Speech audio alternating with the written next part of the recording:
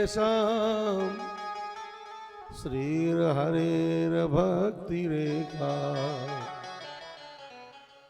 हरिरपि निजलोकं सर्वथा तो विहाय प्रविशति हृदि तेषां भक्तिसूत्रोपनद्धा प्रविशति हृदि तेषां भक्तिसूत्रोपनद्धा भक्तिसूत्रोपनद्धा। परम आराध्य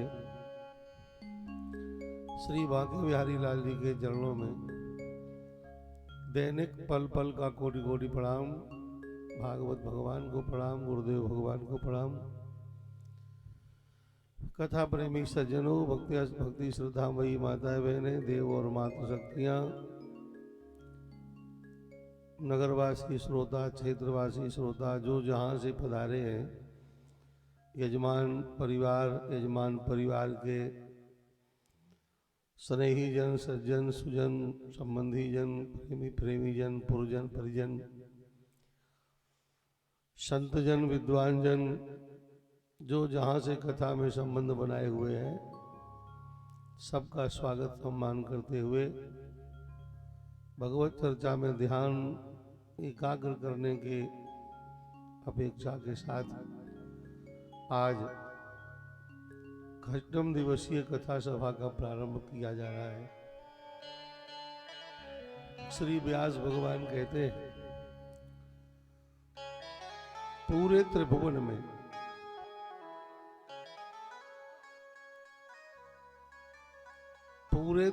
में, तीनों लोकों में, 14 लोकों में वो चांडाल भी आदरणीय है जिसके हृदय में भगवान की भक्ति का वास। वो निर्धन भी, वो दीनहीन, गरीब, भिखारी वंदनीय है, श्लाघनीय है, आदरणीय है, वो सम्माननीय है जिसके हृदय में भक्ति रहती है, भगवान की भक्ति। निवसति हृदयेषां श्रीर्हरेर् भक्ति रेखा। एका हरेर भक्ति हृदयेषां निवसति ते निर्धनापि धन्या त्रैलोक्याः। निर्धन भी वो सम्माननीय है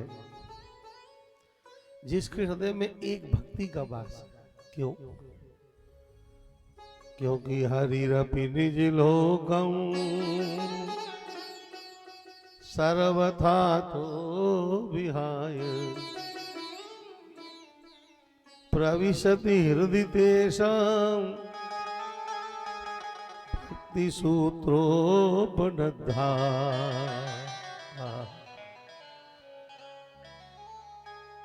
ये सामृद्धि भक्ति निवसति तेषां हृदि हरि निज लोकम विहाय भक्ति सूत्रोपनद्धा प्रविशति। जिसके हृदय में भक्ति वास करती है,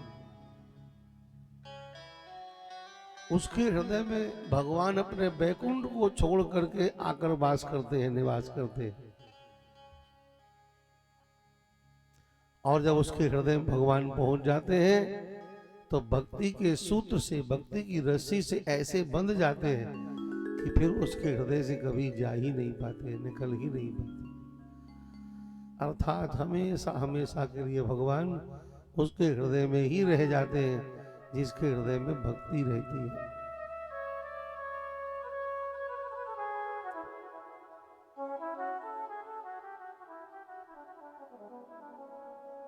भक्तेषु गोविंद स्वरूप करती। गोविंद को बांध कर रखने वाली, गोविंद को कर्षित करने वाली एक भक्ति ही है। और उसी भक्ति की प्राप्ति का जो साधन है, भक्ति ज्ञान विराग आप तो, उसी भक्ति की प्राप्ति का जो साधन है वो भागवत है।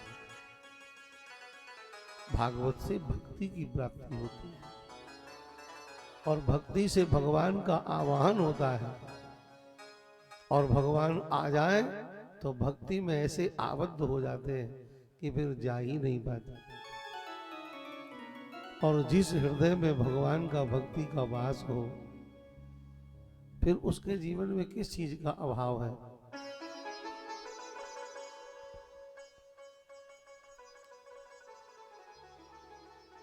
ऐसे दिव्य महापुराण श्री भागवत जी की कथा का सत्संग हम सबको इस अवसर में प्राप्त हो रहा है।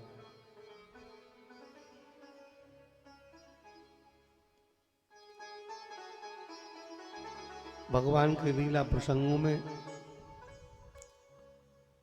श्री ठाकुर जी ने गिरिराज जी की पूजा करवाई और गिरिराज जी के रूप में ठाकुर जी स्वयं प्रकट हो गए। शैलोस्मिति ब्रुवन् भूरि बलिमादत् बृहद् बपू। शैलोस्मि इति ब्रुवन्, मैं शैल हूं, मैं पहाड़ के रूप में हूं, ऐसा ठाकुर जी ने उच्चारण किया। और आदत बृहद बपू, भगवान ने ग्रहण कर लिया। क्या? बृहद माने विशाल, बपू माने शरीर। मैं शैल के समान हूं, मैं शैल हूं, मैं शैल के रूप में हूं, ऐसा संकल्प लेते ही भगवान के शरीर से विराट स्वरूप प्रकट हो गया। तो गिरिराज कोई और नहीं है, गिरिराज के रूप में स्वयं श्री ठाकुर जी ही है। कामता नाथ कोई और नहीं है, कामता नाथ के रूप में स्वयं श्री राम जी ही है।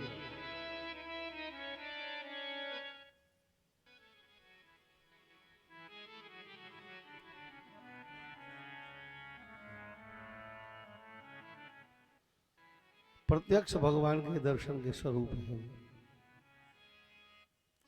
7 दिन 7 रात तक भगवान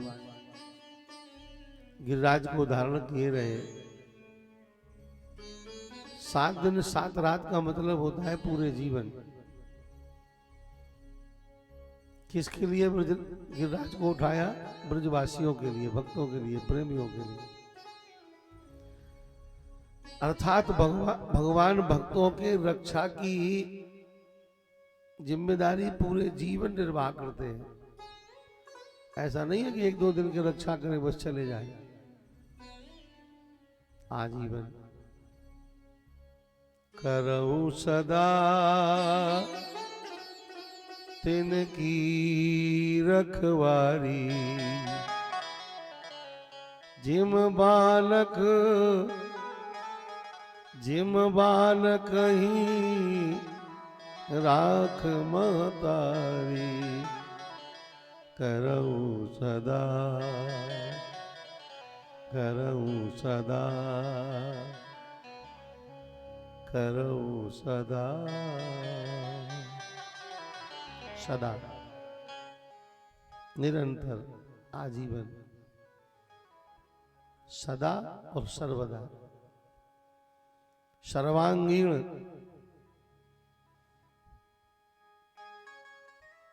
तिनकी रखवारी।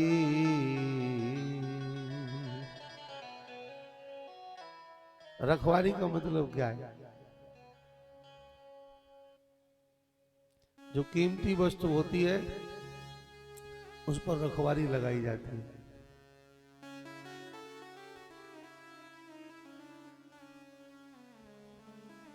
रखवारी भगवान करते हैं। किनकी? जो भगवान के भक्त हैं उनकी।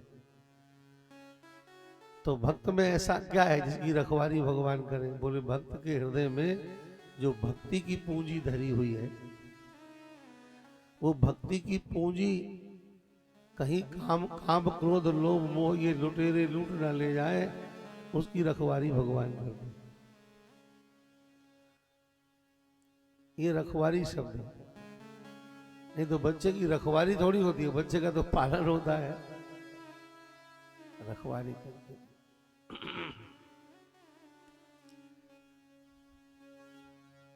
पालने में सोते हुए बच्चे के लिए किसी दूसरे को कह के जाती हो, जरा देखे रहना इसको, रखवारी करना। क्यों? पालने से गिर ना जाए, जागेगा तो भागेगा।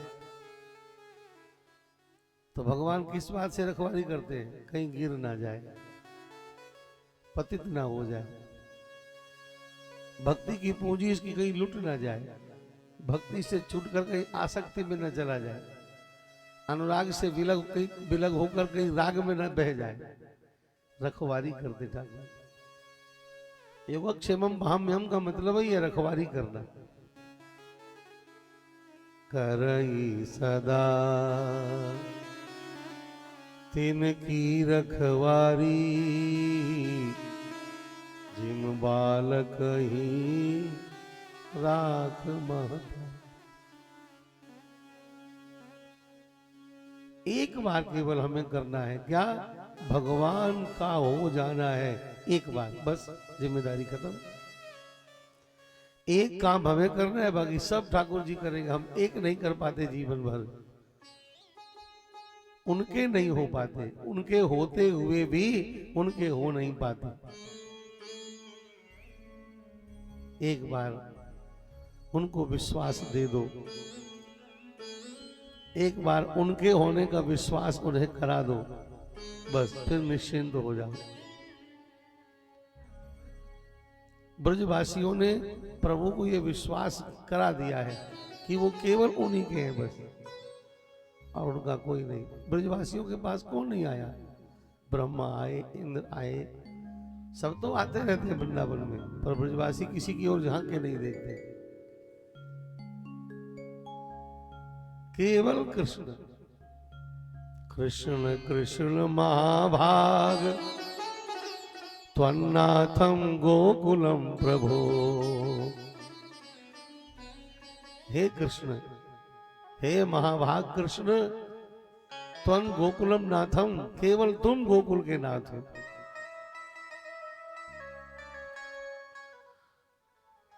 नाथैक नाथैक नाथैकत्वम, नाथ तो एक ही होता है ना।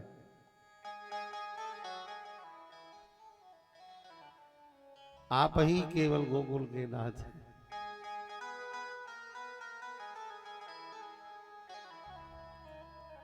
तो ऐसा भगवान को समर्पण हो जाए, ऐसा भगवान को विश्वास दे दिया जाए कि बस केवल आप मेरे हैं, आप ही नाथ, आपके बगैर हम अनाथ हैं, आपसे हम सनाथ हैं, आप ही केवल नाथ हैं। और जब भगवान नाथ हो जाएंगे तो फिर भगवान सब प्रकार से रक्षा करेंगे। फिर उन्हें गोवर्धन उठाना पड़े, खालिया को भगाना पड़े, अकासुर बकासुर सबको मारना पड़े, कुछ भी करना पड़े, आप तो निश्चिंत डोलो, भगवान के होकर के निश्चिंत डोलो। इसलिए भगवान का होना बड़ा आवश्यक है। हो तो भगवान के ही, और तब भी संसार के होकर डोल रहे हो, बस नुकसान यही कर लिया है। 7 दिन 7 रात तक भगवान पहाड़ को लिए रहे। इंद्र ने आकर भगवान की प्रार्थना करी, बड़ा पश्चाताप किया, और फिर एक अध्याय में नंद बाबा की एकादशी व्रत की कथा का वर्णन आता है। नंद बाबा एकादशी व्रत करते थे। ये व्रत करना, पूजा करना, माला चलाना, मंदिर जाना, ये कोई नई बातें नहीं है, पौराणिक काल से, वैदिक काल से चली आ। आजकल का कुछ बनाया हुआ नहीं है, सब पहले से ही है। ये तो अज्ञानी लोग केवल ये कहते हैं ब्राह्मणों ने बना के तैयार कर दिया, ये कर दिया, वो कर दिया। ये सब पहले से ही है। सनातन बनाया नहीं गया, सनातन तो आदिकाल से है। इसमें धर्म पहले है, धर्मानुयायी बाद में। अन्य जितने धर्म उसमें धर्मानुयायियों ने ही धर्म की स्थापना करी। हर धर्म का संस्थापन दिवस आपको मिल जाएगा और संस्थापक भी आपको मिल जाएगा, उसका नाम, उसकी तिथि, इस समय ये संस्थापित हुआ। पर सनातन धर्म का संस्थापन दिवस और संस्थापक मिलेगा नहीं, क्योंकि है ही नहीं। यहाँ धर्म पहले है, धार्मिक बाद में है। धर्म में ही धार्मिक जन्म लेते हैं, धर्म ही धार्मिकों को धारण करता है। यहाँ धर्म ही भगवान है। इसलिए सनातन इसका नाम है, जो नित्य है, निरंतर है, सदा है, सर्वदा है, सबके लिए है, ऐसा सनातन है।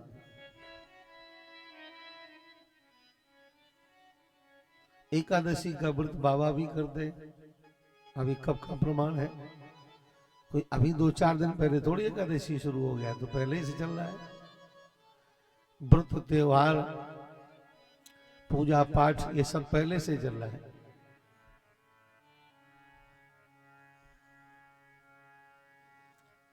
तो एकादशी के व्रत में स्नान करने के लिए बाबा अर्धरात्रि में यमुना किनारे पहुंचे।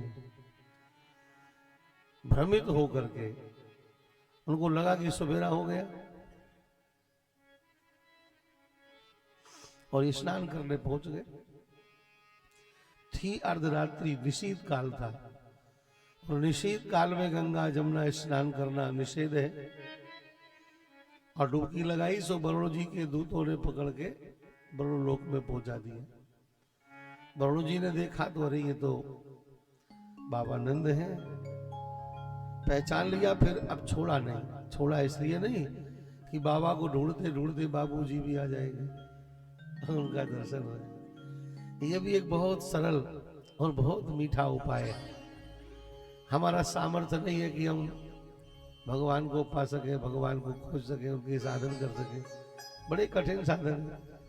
तो भगवान से जो संबंधित लोग हैं उनसे हम संबंध बना लें तो भी उनके माध्यम से भगवान के पास हमारी खबर पहुंचेगी और कल्याण हो जाएगा। तो ये बड़ा सरल साधन है।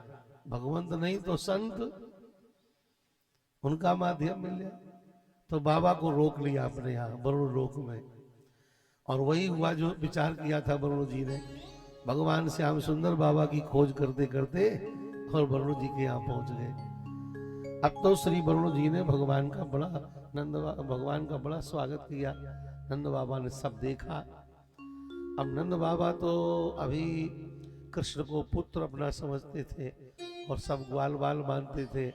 ऐसे ही जब कभी कभी कोई चमत्कार कर भी दे भगवान, तो उसे फिर अपनी माया को संकेत करके सब विस्मरण करवा देते थे। इनके मन में हमारे प्रति ईश्वर भाव न रहने पाए, ये भगवान सदा चेष्टा करते रहते। इनके मन में हमारे प्रति पुत्र भाव रहे, मित्र भाव रहे, सखा भाव रहे, ग्वाल भाव रहे, गोचारक ही हमें दिखाई पड़े। हमें गोवर्धन उठाने के बाद भी भगवान न लगे। अब देखो कैसी भगवान की विचित्र लीला है।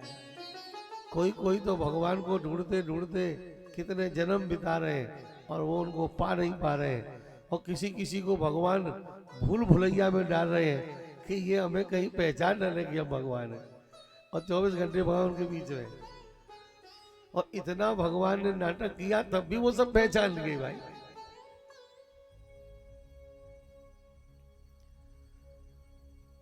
बहुत कभी कभी विचार करते करते भाव शून्य हो जाता है कि अब आगे क्या सोचे, क्या बोले, कुछ समझ में नहीं आता। एक घटना हमने सुनी है संतों के बीच में कि एक बार नारद जी वृंदावन से निकले, सो एक गोपी चौथ के चंद्रमा को अर्घ दे रही थी, जिसको देखने से कलंक लगता है वो चंद्रमा लोग देखते नहीं, और वो उसे अर्घ दे रही, पूजा कर रही पूजा कर रही।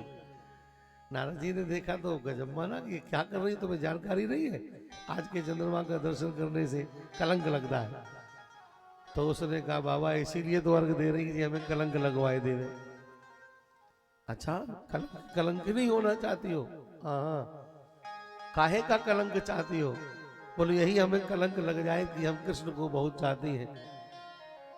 कृष्ण के और हमारे बीच के जो संबंध है वो कलंक के रूप में हमें लग जाए, लोग अपवाद के रूप में ले लें, हमारी कृष्ण के साथ बदनामी हो जाए, हम ये चाहते हैं। आप बताइए, ब्रज की लीला को क्या समझेंगे हम? ऐसी विचित्र लीला भगवान ने किसी अवतार में की ही नहीं है जितनी विचित्र लीला इस समय की है। जमुना जी के किनारे बैठकर एक गोपी आंख बंद करके ध्यान कर रही है। सुनना ये सब छोटी छोटी घटनाएं ब्रज की। यमुना जी के किनारे बैठकर ध्यान कर रही है। अब नारद जी निकले तो देखा कि ये यहाँ ध्यान क्यों कर रही है, कृष्ण तो यहीं डोल रहे हैं, अरे जाके दर्शन कर ले। आंख तो बंद तब की जाती है भगवान का ध्यान करना होता है, भगवान इनके आगे पीछे डोल रहे हैं। अब ये काहे का ध्यान कर रही है? मन को एकाग्र करने के लिए ध्यान होता है, और इन्हें मन की एकाग्रता की जरूरत ही नहीं है, ठाकुर जी आगे पीछे डोल रहे हैं। तो नारद जी ने गोपी को जगाया, किसका ध्यान कर रही हो? कृष्ण तो तेरे गांव में ही है, तेरी गैया चरावे, झाड़ू लगावे, पानी भरवावे, तेरे लाला खिलावे, तेरे गोबर डाले, सब तेरो काम करे, और तू ध्यान काहे कर रही है? कृष्ण की उपेक्षा कर रही हो क्या? माने कि अरे बाबा ये बात ना है, फिर कहा बात है? हम कृष्ण में मन लगाए हुए के लिए ध्यान नहीं कर रही है, तब हम तो कृष्ण से मन हटाए हुए के लिए ध्यान कर रही है कि थोड़ी देर के लिए मेरा मन कृष्ण से हट जाए, कृष्ण मेरे मन से निकल जाए। बाबा ने कही अरे गोपी तू क्या कह रही है? बड़े बड़े योगी अति सन्यासी ज्ञानी ध्यानी विज्ञानी बेचारे रात दिन अभ्यास कर रहे हैं कि एक सेकंड के लिए भगवान में मन लग जाए, अब तू भगवान से मन हटाना चाहती है? तब वह कहती है बाबा तू कहा जाने, जब भगवान में ऐसो मन लगो कि घर के एक काम अच्छे नहीं हो पाए, कृष्ण में ही मन लगो रहे, रोटी पानी भोजन सब बिगड़ जाता है, बड़ी डांट पड़ती है, सारे दिन काम बिगड़ते रहते हैं। जब मन उधर होगा तो काम कैसे होगा? सब काम बिगड़ जाता है। इसलिए सोचती है थोड़ी देर मन हटने का अभ्यास पड़ जाए कि कृष्ण से मन हट जाए तो उतनी देर में घर का काम संभाल लिया कर और फिर मन लग जाए। पर ये मन तो हटता ही नहीं है कृष्ण से कभी।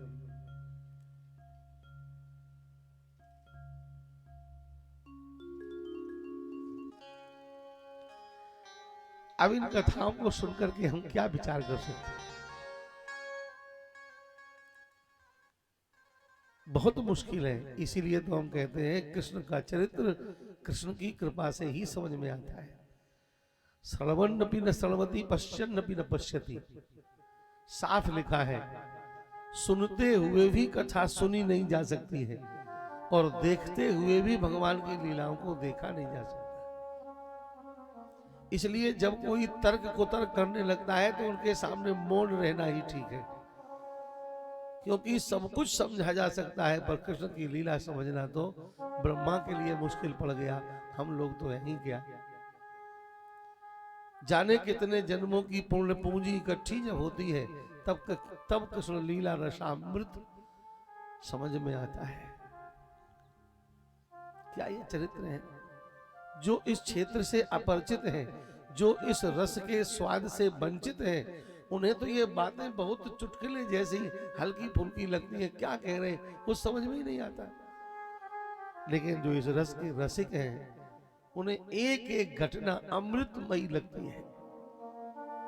ब्रह्मा जैसे ज्ञानी मोहित हो जाते हैं, पहचान नहीं पाते, समझ नहीं पाते। ग्वालों के बीच बैठकर भगवान ग्वालों की जूठी रोटी खा रहे हैं, ब्रह्मा का दिमाग खराब हो गया। ये कैसा ब्रह्म है? यज्ञ भुग बाल केली, यज्ञ में आहुति से हव्य लेने वाला और यहाँ बालकों की जूठन खा रहा। जांच करूंगा, और जांच के चक्कर में बछड़ा बछिया चुरा लिए, ग्वाला सब बंद कर दिए गुफा में। परिणाम ये हुआ कि 1 वर्ष ये लीला भगवान ने चलाई, अपने शरीर से सब प्रकट कर लिए हैं, तो सब वही। याद रखो भगवान का नाम, भगवान का स्वरूप, भगवान की लीला और भगवान का धाम, ये कहने में चार हैं पर ये एक ही है। भगवान का धाम और भगवान स्वयं दोनों एक हैं। भगवान की लीला और भगवान एक ही है। इसलिए जितने भी ब्रज में दिखाई पड़े, चाहे वो लता पता वृक्ष गैया बछड़ा बछिया गोपी ग्वाल, वहां का डंडा लकड़ी भी सब श्री कृष्ण ही है। इसलिए यावत यश्च विशाल वेणुदल सिंह यावत विभूषाम्बरम, गजब की बात है। बुद्धि से परे एकदम, बुद्धि का तो कोई ताकत यहां नहीं चलती, कोई जोर नहीं चलता। यावत विभूषाम्बरम, उन ग्वाल वालों का कपड़ा भी ठाकुर जी बने हुए हैं साहब, उनका डंडा भी ठाकुर जी बने, उनका हंसना चलना बोलना सब कुछ। बिहारादिकम लिखा है, बिहारादिकम, उनका चलना बोलना जो कुछ भी है सब कृष्ण ही है। और जब संत लोग गाते हैं मेरे चलने में कृष्ण मेरे हलने में कृष्ण, तो अज्ञानी लोग हंसते हैं, ये क्या भजन है भाई, चलने हलने में कृष्ण कैसा? यही है ब्रज की लीला।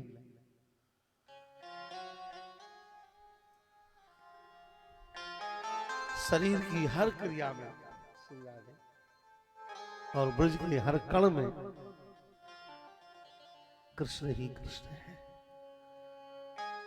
एक दोहा सुना है, पत्ता तक हिलता नहीं खिले नहीं कहूं फूल। मतलब क्या इसका है? मतलब पत्ता हिलेगा भी तब जब कृष्ण उसमें बैठा होगा, फूल खिलेगा तब जब कृष्ण की कृपा उसमें जुड़ जाएगी तब। तो पत्ते का हिलना अगर कृष्ण है तो हम लोगों का हिलना चलना कृष्ण नहीं है क्या? इसलिए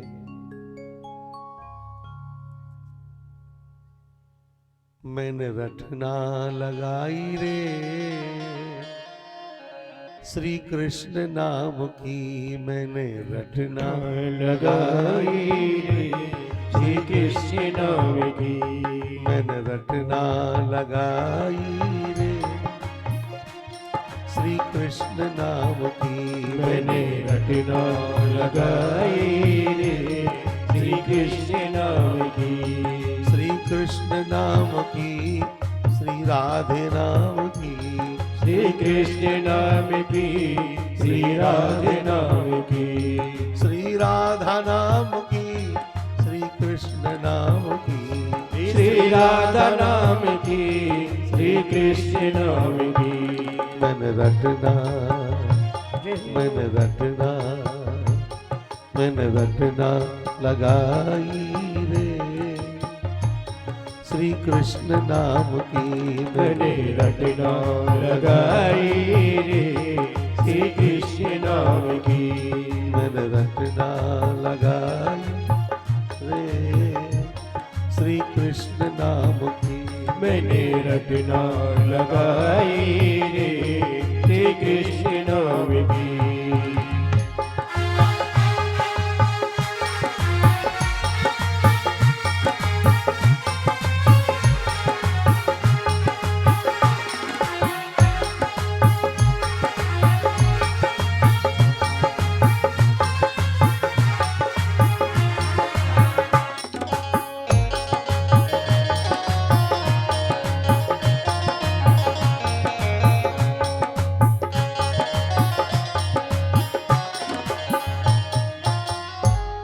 मेरे अंग अंग में कृष्ण, मेरे संग संग में कृष्ण, मेरे अंग अंग में कृष्ण, मेरे संग संग में कृष्ण, मेरे दाएं है कृष्ण, मेरे बाएं है कृष्ण, मेरे दाएं है कृष्ण, मेरे बाएं है कृष्ण, मेरे अंग अंग में कृष्ण, मेरे संग संग में कृष्ण, मेरे अंग अंग में कृष्ण, मेरे संग संग में कृष्ण, मेरे दाएं है कृष्ण, मेरे बाएं है कृष्ण, मेरे दाएं है कृष्ण, मेरे बाएं है कृष्ण। क्या कहते हैं? रोम रोम रस छाई रे,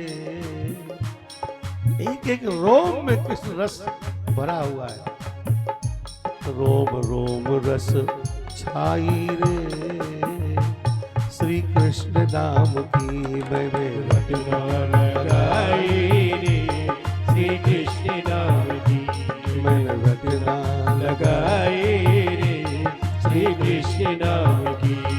मेरी चुनरी में कृष्ण, मेरी दुलरी में कृष्ण, मेरी चुनरी में कृष्ण, मेरी दुलरी में कृष्ण, मेरी चुनरी में कृष्ण, मेरी दुलरी में कृष्ण, मेरी चुनरी में कृष्ण, मेरी दुलरी में कृष्ण।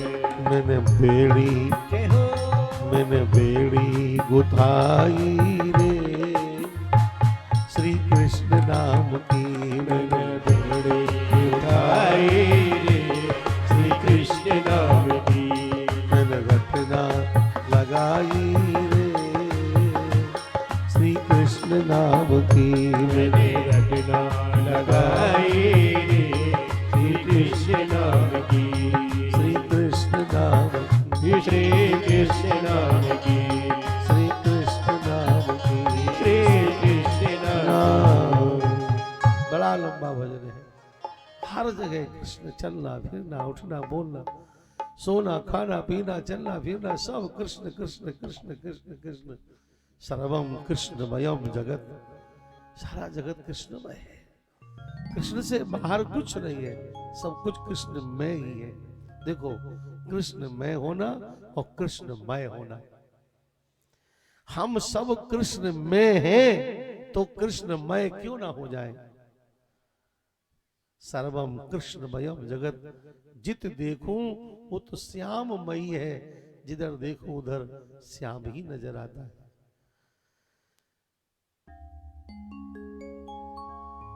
भगवान विस्मरण कर देते हैं ब्रजवासियों को, अपना ऐश्वर्य दिखाने के बाद भुला देते हैं, तो सबको लगता ही नहीं है भगवान है।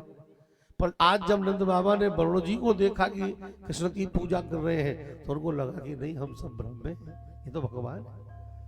और आज भगवान ने विस्मरण नहीं किया, बाबा ने आकर वृंदावन में सबको बता दिया कि श्री कृष्ण नारायण है। अब बाबा की बात कोई सामान्य तो समझेगा नहीं, हर आदमी की अपनी अपनी एक साख होती है। कई लोग सही भी बोलते तो लोग कहते हैं ऐसे ही कह रहा होगा, वो तो ऐसे ही आदमी है। और कई लोग कई बार अगर गलत भी कह बोले, नहीं नहीं बिल्कुल सही बोल रहा होगा, वो कभी ऐसे नहीं बोलते हैं। अपनी एक साख है। कल हमने कहा था, गुण कर्मान रूपाणी तान्यहम वेदनो जना, ये शब्द बहुत महत्वपूर्ण है भागवत का। भले ही वो भगवान के लिए कहा गया हो, पर भगवान के लिए कहा हुआ हर वाक्य इंसान के लिए एक संकेत है। ये तो पहचान करने के लिए घर वाले कोई ना कोई नाम रख देते हैं, कर घर वालों का रखा हुआ नाम थोड़ी आपका नाम है। आप अपने गुण और कर्मों से जो नाम प्रकट करोगे, वो नाम आपका सच्चा और पक्का नाम होगा, वो नाम आपका हो। आप देखो समाज में, गांव की धरती पर या कहीं भी समाज में, हर आदमी का कोई ना कोई एक पहचान का नाम हो जाता है, उसके नेचर के अनुसार, उसके गुणों के और कर्मों के अनुसार कुछ ना कुछ कहा जाने लगेगा उसको। तो हर व्यक्ति को अपने गुण और कर्मों से अपने नाम को प्रकट करना चाहिए। जैसे गुण और कर्म होते हैं वैसे ही नाम प्रकट हो जाता है। गुण और कर्मों पर खूब ध्यान रखो, यही आपका जीवन है। शरीर जीवन नहीं होता है, शरीर तो एक आकृति का नाम है, एक आकार का नाम है। कभी कभी मनुष्य के शरीर रखने वालों को भी घोड़ा गधा कहा जाता है। बड़ा गधा है, बड़ा घोड़ा है, बिल्कुल गधा है, पूरा गधा है, जाने क्या क्या लोग कहते हैं।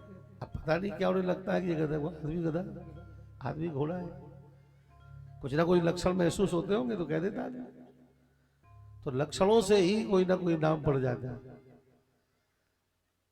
तो ये तो आकार है, ये जीवन नहीं है। 2 हाथ पांव आंख नाक कान पेट पीठी वाला शरीर, ये जीवन नहीं है, ये तो आकार है, आकार। इसी मशीन से, इसी यंत्र से हमें अपने जीवन को प्रदर्शन करना है। कलम लेख नहीं होता है, कलम लिखने का एक माध्यम है। पेन में न प्रश्न है न उत्तर है, उसमें तो उत्तर लिखने का एक माध्यम है। इसलिए शरीर उस कलम की तरह है, जैसे पेन में एक स्याही भरी है, उसको चलाओ तो स्याही से लिख जाएगा। ऐसे इस शरीर में कर्म करने की ऊर्जा भरी हुई है। इस शरीर के पेन में भरी हुई अपनी ऊर्जा को प्रकट करके अपने जीवन का लेख लिखो, तो लोग पढ़ेंगे तब कहेंगे कि ये जीवन है, ये योग्यता है, ये आपके लिए। इसलिए सूरत से कीरति भली जो बिन पंखन उड़ जाए, सूरत तो मिट जात है पर कीरत ही रह जाए। कलम तो विद्यार्थी के पॉकेट में लगी रह जाती है, कलम तो वही रह गई, लिखा हुआ जाता है जहां जाने के लिए, और लिखे हुए का नंबर आता है उत्तीर्ण अनुत्तीर्ण का। उसी प्रकार शरीर तो यही रह जाता है, शरीर के द्वारा लिखा हुआ जमा होता है और उसकी नंबरिंग होती है। फिर आप आगे बढ़ोगे कि पीछे लौटोगे, श्रेष्ठ योनियों में जाओगे कि नीच योनियों में जाओगे, ये निर्णय तो उस लेख को पढ़ करके होता है, वो कर्मों का हिसाब। इसलिए बहुत सावधानी पूर्वक।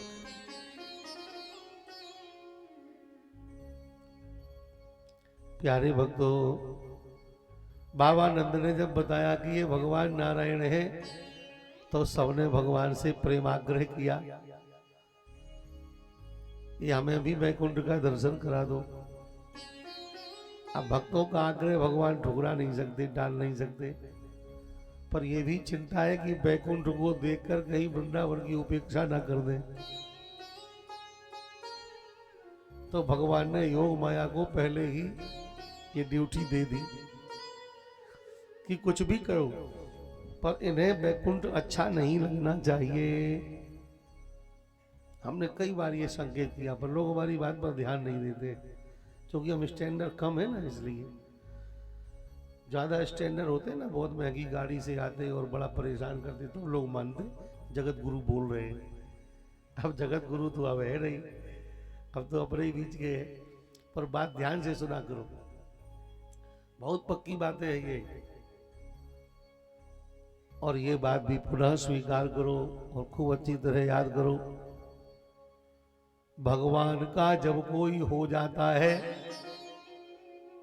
भगवान का जब कोई हो जाता है तो उसके मन में, जीवन में जो कुछ भी आता है वो भगवान का ही डाला हुआ होता है, भगवान का ही डाला हुआ। उस अच्छे बुरे का आपका कोई निर्णय नहीं है, आप अच्छा का अच्छा समझे, बुरा समझे।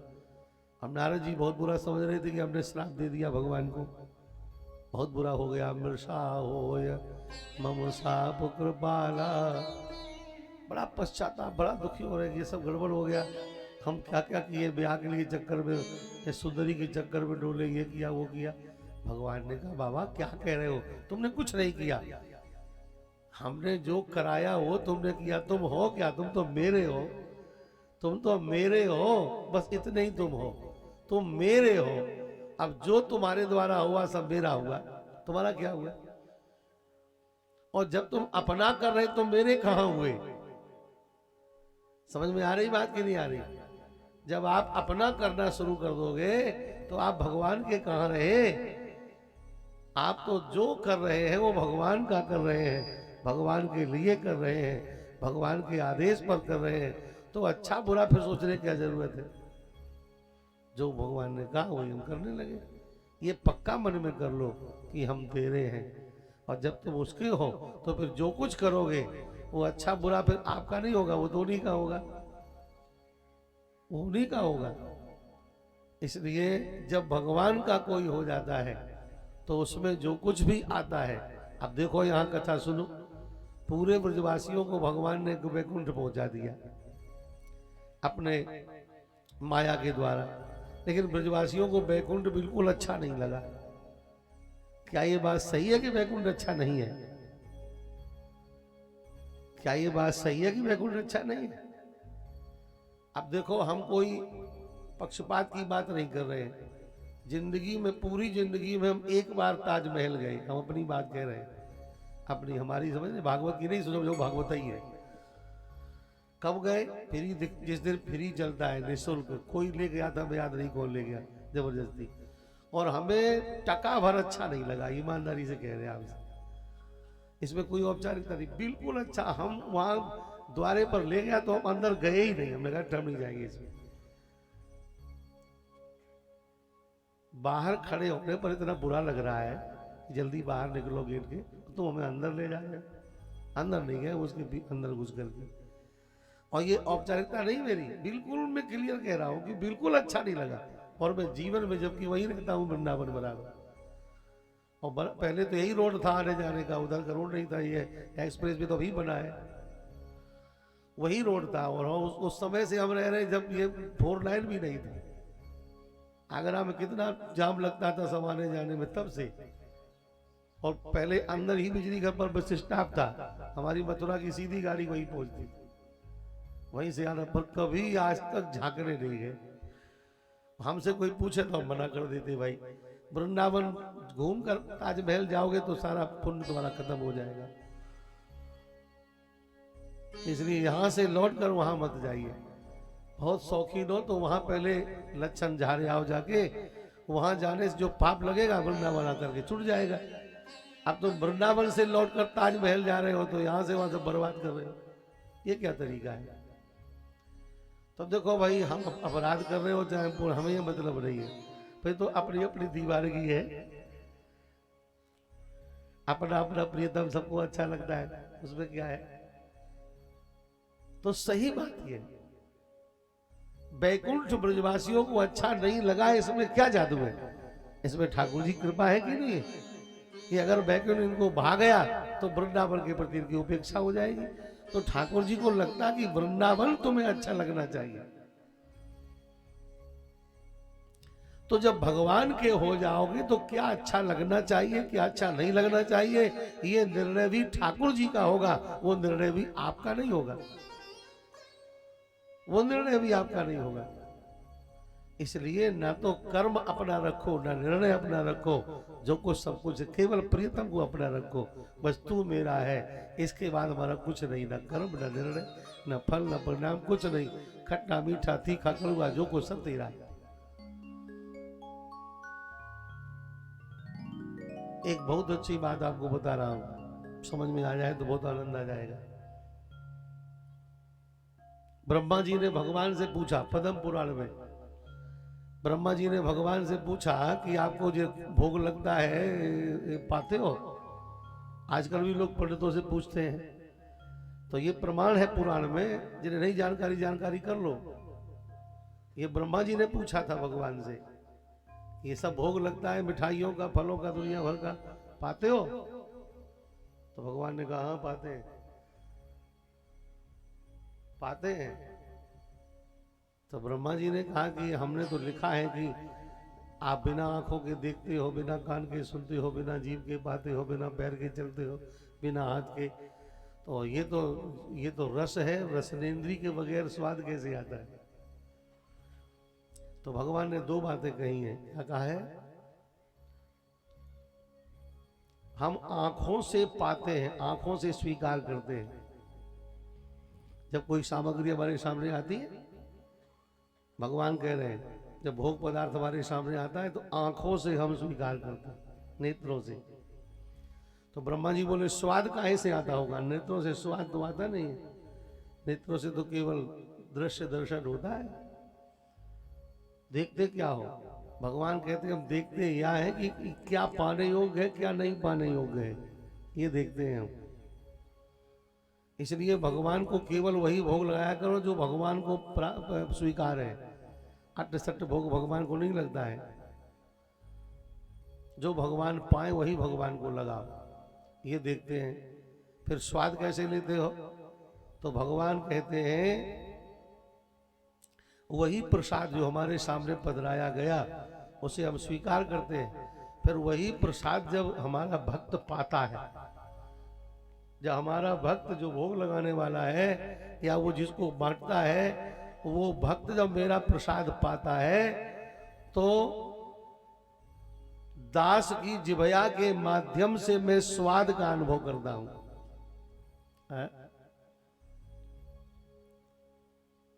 असनामी दास जिभयायाम, अपने दास की जिभया के माध्यम से मैं रस अनुभव करता हूं।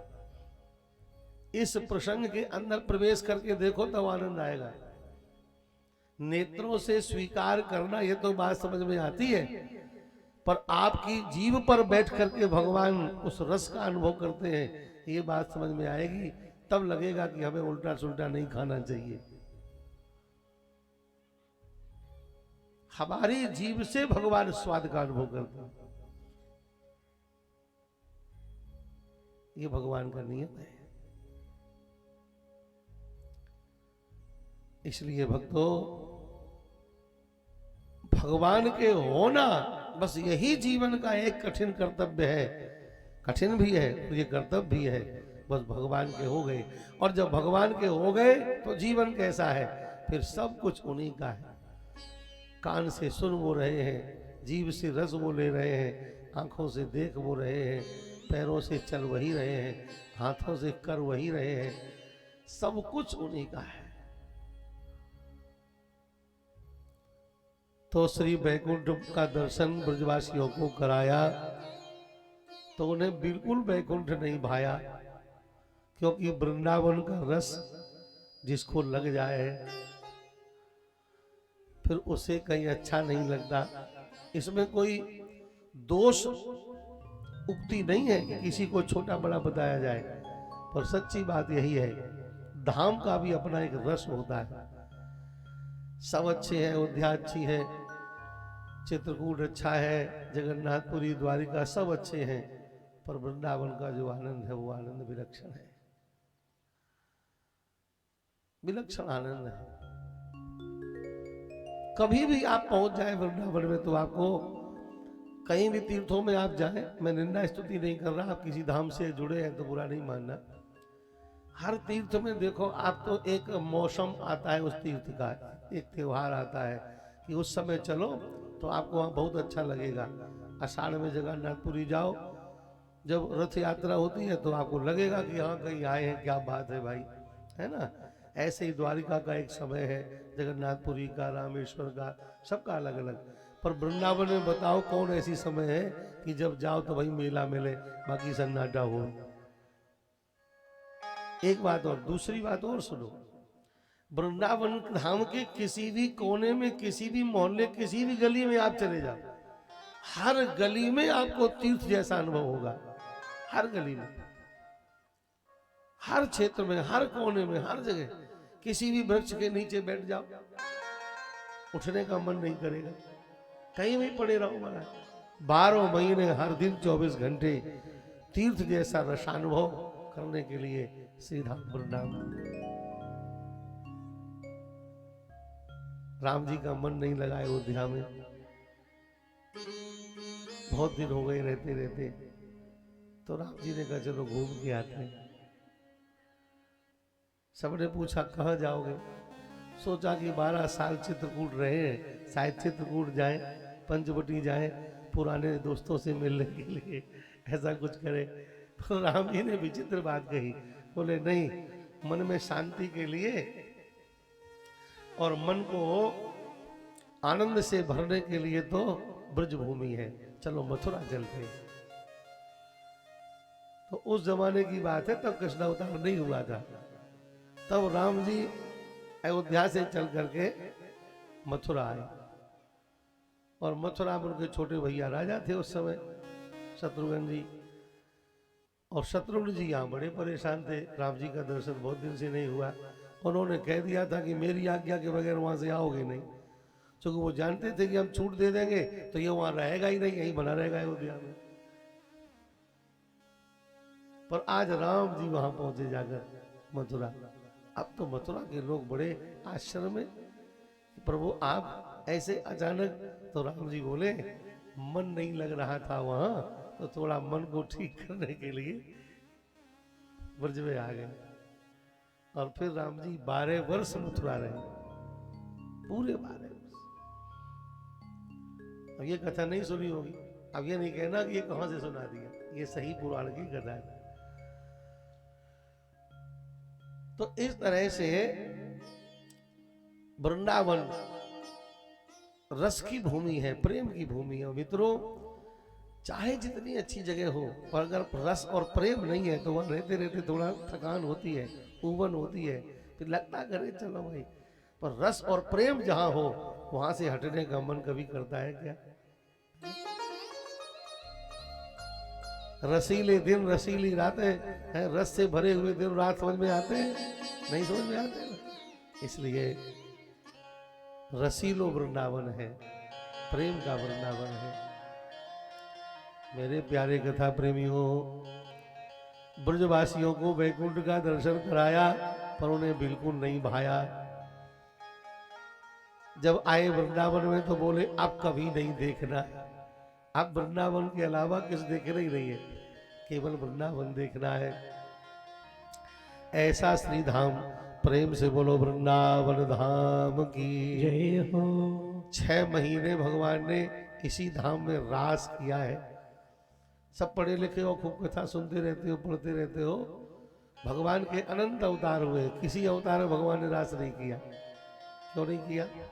जानते नहीं थे पहले करना। ऐसा कोई विषय थोड़ी कि भगवान पहले नहीं जानते थे बाद में सीखा। भगवान को जितना जो कुछ है वो सदा से पूर्ण है। पर क्यों नहीं रास किया? क्योंकि रास के अनुकूल भूमि नहीं मिली। रास के अनुकूल भूमि नहीं मिली भाई। हर जगह हर काम थोड़ी हो सकता है। अनुकूल भूमि मिल जाती। अब हर बैट्समैन छक्का मारना जानता है, पर हर गेंद पर छक्का क्यों नहीं मारता है? उसे जब बॉल अनुकूल मिलेगी तभी छक्का लगेगा ना। ऐसे ही ठाकुर जी में तो छक करके रस भरा हुआ है। वो तो रस के भरे ही है, पर जब अनुकूल धाम मिले, अनुकूल वहां के लोग मिले, अनुकूलता मिले, तब रस का रास हुए। तब बेचारे खोजते खोजते खोजते कितने अवतार लेकर आए और कितना सब किया, पर कहीं रास के योग्य भूमि मिली नहीं, रास के योग्य वातावरण मिला नहीं। और जब कृष्ण अवतार लेकर आए तो अभी केवल 8 वर्ष के हुए हैं, और 8 वर्ष के कन्हैया को लगा कि नहीं नहीं यहाँ रास कर लेना चाहिए, नहीं तो चूक गए फिर पता नहीं क्या हो, अब ही कर लो। तो 8 वर्ष के थे भगवान, तो 8 वर्ष में ही रास कर लिया। 60 वर्ष का तो इंतजार भी नहीं किया, 8 ही वर्ष में हो गया। और जगह तो हजारों वर्ष रहे, पर यहाँ तो केवल 5 वर्ष गोकुल में, 6 वर्ष 55 दिन वृंदावन में, 14 वर्ष मथुरा में, सब मिलाकर के 11 साल 55 दिन के भगवान गए थे वृंदावन से मथुरा, और 14 साल वहाँ रहे। 25 वर्ष के बाद 25 वर्ष मात्र ब्रज में रहे, फिर 100 वर्ष द्वारिका में रहे। पर कैसे रहे द्वारका में उन्हीं से पूछो। 25 वर्ष वृंदावन का समझ में नहीं आया कब बीत गया, और 100 वर्ष की द्वारका रोए रोए के बीते। फिर बाद में थक गए, बोले चलो हो गया सब। पर गोकुल वृंदावन का 5-6 साल जिंदगी भर भगवान भूल नहीं पाए, पूरे जीवन नहीं भूल पाए। ये है रस, ये है प्रेम की भूमि। प्यारे भक्तों, भगवान ने शरद पूर्णिमा की संध्या काल में कदम्ब की डाल पर बैठकर पूरब दिशा की ओर देखा। चंद्रमा प्रकट हो गया है। चंद्रमा को अपनी प्रिया पूर्णिमा के साथ में देखकर भगवान को भी अपनी प्रियाजू की स्मृति आ गई। व्यास जी कह रहे हैं, भगवान पी तारात्री शरदोत्फुल्ल मल्लिका वीक्षरं तुम मनश्चक्रे योग मायामुपाश्रिता। योग माया का आश्रय लेकर, योग माया स्वरूपा भगवान की बांसुरी है। शरद काल के पुष्प खिल गए हैं, सारी अनुकूलता आ गई है। भगवान ने देखा, तदोडु राजा ककुभाकरैर्मुखं ब्राज्या विलिम्पन्नरुणेन सन्तमयी साचर्षणीनाम् उदगांच्छुचो मृजन् प्रिया प्रियाया इव दीर्घदर्शना। जैसे ही चंद्रमा को प्रभु ने देखा, बड़ा सुंदर चंद्रमा निकला हुआ है, अपने किरणों के करों से प्रिया पूर्णिमा के मुख कमल पर लालिमा का लेपन करता हुआ आकाश के आंगन में मानो होली खेल रहा है अपनी प्रियतमा के साथ, क्योंकि 12 महीने के बाद ये सुंदरी प्रिया उसको प्राप्त होती है। ये देखकर भगवान को भी अपने प्रिया जो की स्मृति हो आई और भगवान ने बांसुरी को उठाया और बांसुरी से कहा, मेरी प्रिया को पुकारो, वो भी मेरे पास आवे। देखो, ये एक व्यवहारिक पक्ष है और ये पक्ष भी समझना बहुत जरूरी है। श्री राम जी के चरित्र में आपने देखा, संध्योपासन करके राम जी खड़े हुए हैं,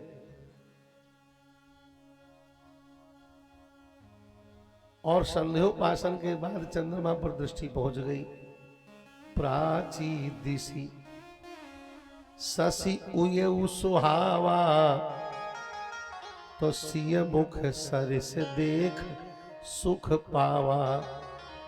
फिर बहुर विचार कीन मन माही, निर्णय क्या लिया? सिय बदन सम हिम कर नाही। कितनी बुराइयां निकाली चंद्रमा में, जन्म सिंधु पुनि बंधु विष, तमाम बुराइयां निकाल दी उसने। अब राम जी किसी में बुराई नहीं, चंद्रमा में बुराई नहीं करे, चंद्रमा देवता है, अगला वंश भी चंद्रवंश में ही अवतार लेना है। हम बुराई कर रहे हैं, बुराई कर रहे हैं ना। अब सुनो इसका कारण क्या है, सावधानी से, पूरी गंभीरता से सुनो। भगवान राम कोई सामान्य चरित्र नहीं है, उनका मर्यादा पुरुषोत्तम है। मर्यादा की संपूर्ण उच्चतम सीमाओं में आबद्ध जिनका पूर्ण पवित्र जीवन है, एक तिल के 100वें अंश के बराबर भी कोई इसमें खोट पैदा नहीं कर निकाल सकता, ऐसा चरित्र है राम जी का। पर वो राम जी प्राची दिशि शशि उयऊ सुहावा, तो सिय मुख सरिस देख सुख पावा। ये घटना कब की है? जब जानकी जी को प्राप्त करने में एक रात्रि का समय केवल बाकी है, धनुष तोड़ने में। जानकी जी राम जी का पुष्प वाटिका में मिलन दर्शन, हृदय के संकल्प संपन्न हो चुके हैं। चंद्रमा को देखा तो सिया जी की स्मृति हो आई, और जब सिया जी की स्मृति आई तो सीता में और चंद्रमा में शांत, देखो भैया संभालो अपनी सेना।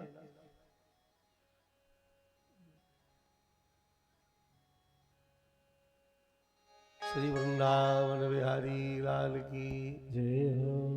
बहुर विचार कीन मन माही, सीय बदन सम हिम कर। ये मर्यादा है। आप अकेले, बिल्कुल व्यवहार में बात सुनो ध्यान से, आप अकेले अपने परिवार से दूर कहीं घूम रहे हैं और किसी सुंदरी को देखा, तो सुंदरी को देख करके मर्यादा क्या है? अपनी पत्नी को याद करना, अपनी पत्नी की स्मृति करना, और ये विचार करना कि हमारी पत्नी इससे बहुत सुंदर है, हमारी पत्नी इससे बड़ी श्रेष्ठ है, हमारी पत्नी जैसी नारी कोई दुनिया में नहीं है। यही रामचरितमानस का उच्चतम चिंतन है। यही, और कहीं भी आप देखो राम जी के चरित्र में तो यही आपको मिलेगा। यहां राम जी ने सिद्ध कर दिया कि आप एक नारी व्रतधारी कैसे रह सकते हो, जब दुनिया की हर सुंदर वस्तु से, हर सुंदर व्यक्ति से, हर सौंदर्य से श्रेष्ठ सौंदर्य आपको अपने में दिखाई पड़ेगा, तो आप कभी भटकेंगे नहीं, आप कभी पतित नहीं होंगे। लेकिन आजकल के आदमी की आदत है, एक देहाती कहावत है, अपनी पत्तल का बड़ा किसी को अच्छा नहीं लगता, दूसरी की पत्तल में सब देख रहे हैं। यही हमारे जीवन के बर्बादी का कारण बन जाता है। जब आपको अपना घर अच्छा नहीं लगेगा, दूसरे का घर अच्छा लगेगा, तो दूसरे घर में चाय पीने जाने का मन भी करेगा। तो संतोष का कारण भी यही है और सुख का कारण भी यही है। जब आप अपनी वस्तु को, अपने व्यक्ति को, अपने परिवार को, अपने घर को, अपने धन को, अपने व्यवहार को सर्वोत्तम समझोगे तो आपका दूसरे के प्रति लोभ नहीं बनेगा और आप संतुष्ट भी रहेंगे और सुखी भी रहेंगे। और जब तक आपको अपने में संतोष नहीं होगा तब तक जीवन में सुख तो ज्ञान ही नहीं करना कि सुख में मुझे मिल सकता है, क्योंकि सुख वैभव में नहीं है। सच्ची बात है, सुख सुंदरता में नहीं है, सुख संतोष में ही है। अब आप कहो कि दुनिया की सबसे बड़ी सुंदर चीज हमें मिल जाए, संभव ही नहीं है। इसलिए संतोष में सुख है। राम जी ने ये उदाहरण दिया, जरा कृष्ण जी को देख लो। श्री कृष्ण जी ने चंद्रमा को देखा, किसके साथ? अपनी प्रिया के साथ, पूर्णिमा के साथ। पूर्णिमा चंद्रमा की पत्नी है, उसका नाम है राका। कुंवार की पूर्णिमा का असली नाम क्या है? राका।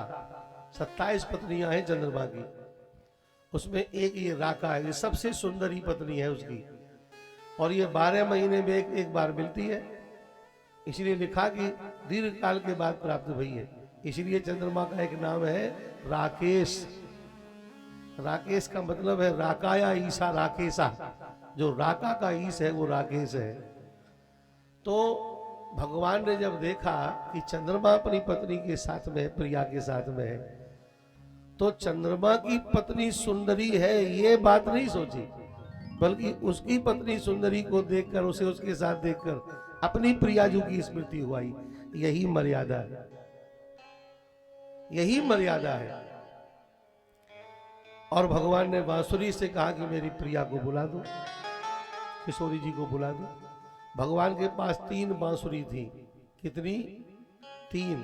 पहली बार सुन रहे हो तो आश्चर्य नहीं करना, जानकारी के लिए याद रखो। एक का नाम था संकर्षणी, दूसरी का नाम था सम्मोहिनी, तीसरी का नाम था